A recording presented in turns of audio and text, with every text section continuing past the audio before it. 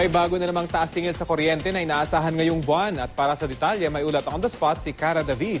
Cara?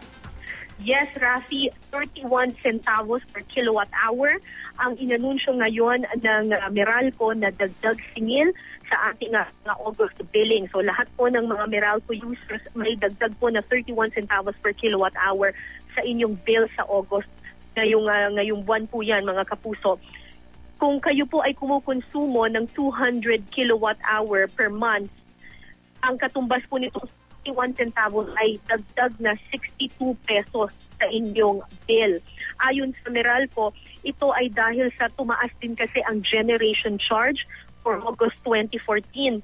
Dahil nga daw po sa dalawang bagay. Una, tumaas din kasi ang presyo ng WESM. Nagkaroon ng billing adjustments at mas mataas ang presyo sa WESM ngayon. Pangalawa, Typhoon Glenda. Marami raw kasing mga planta ang nasira noong bagyong Glenda at dahil dito bumaba ang kanilang supply ng kuryente kung kaya tumaas din ang presyo nito yung pagbili ng Meralco dito sa mga power plants na ito ng kuryente.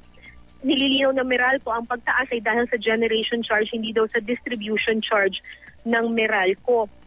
Ang ayon kay Joe Saldariaga, spokesperson ng Meralco, buwan-buwan naman daw ay nagbabago-bago ang presyo sa WESM.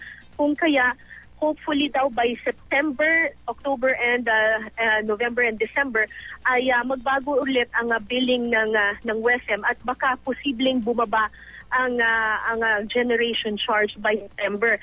Isa pa, sinabi rin ni Economic and Utilities Head, Meralco Head Larry Fernandez, na usually daw kapag dumarating ang mga bare months, September, October, November, and December, bumababa rin yung demand sa kuryente at napupuno na ng tubig yung mga hydroelectric power plants. Kung kaya, traditionally ay bumababa ang presyo ng kuryente pag dumarating ang bare months. Pero ito nga, by August po, sa August billing, 31 centavos per kilowatt hour ang taas presyo, 62 katumbas ng 62 pesos na increase if you are consuming 200 kilowatt hour per month. Yan muna ang latest mula dito sa Meralco. Balik sa iyo, Ra. Maraming salamat, Cara David.